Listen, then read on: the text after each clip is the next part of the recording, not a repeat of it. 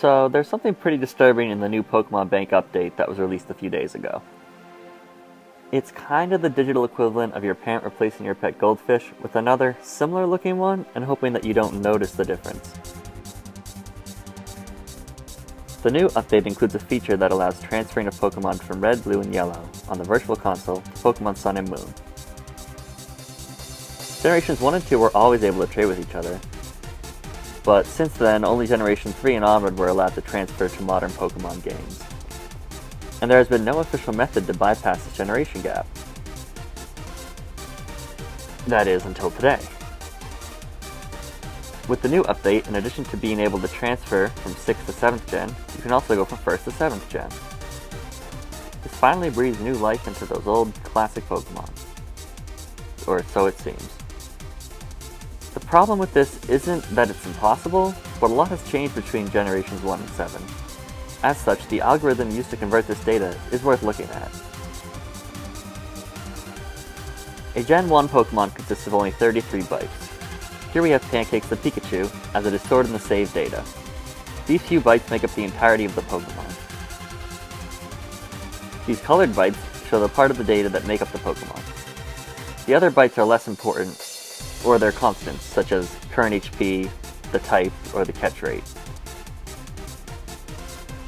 The values in red are values that won't ever change. These are like the DNA of the Pokemon in that sense.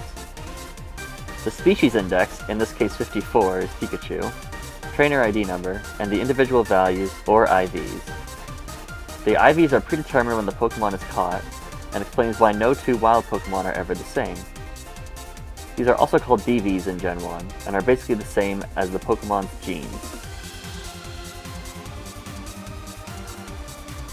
In blue is another important part of the Pokemon.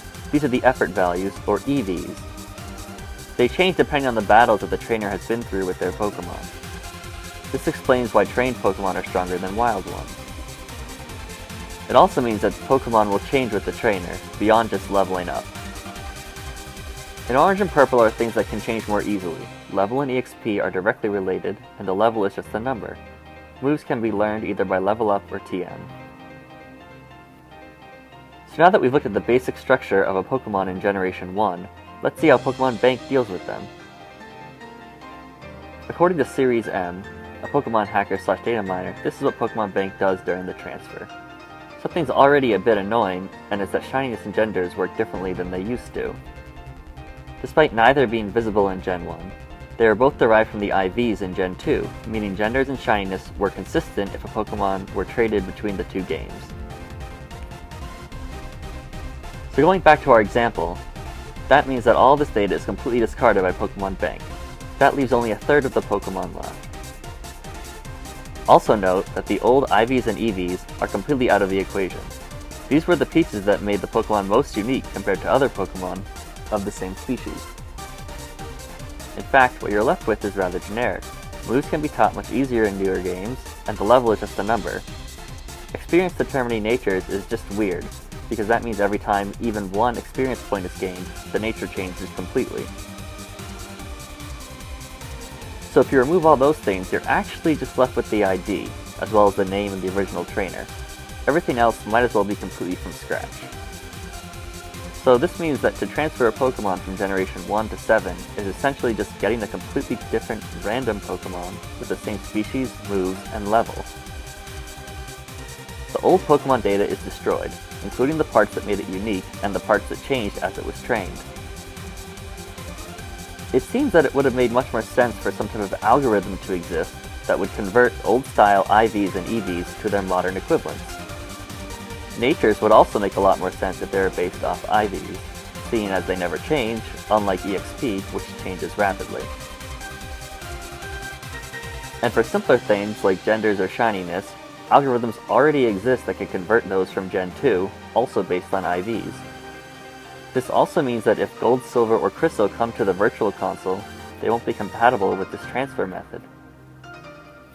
And this is all extra frustrating, as I'm sure several people in the community would have killed to come up with and program a canonical formula for converting these old stats in a deterministic way.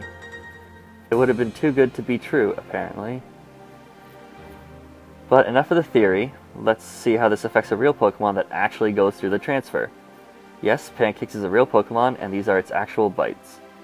Click through for the demo or see the link in the description. Also, give me some feedback if you want more videos like this. I don't usually do videos like this, but I feel obliged to in this case.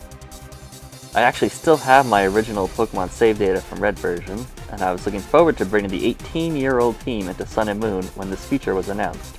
But with the current algorithm, I don't see much of a reason to do it if it's just going to give me arbitrary values.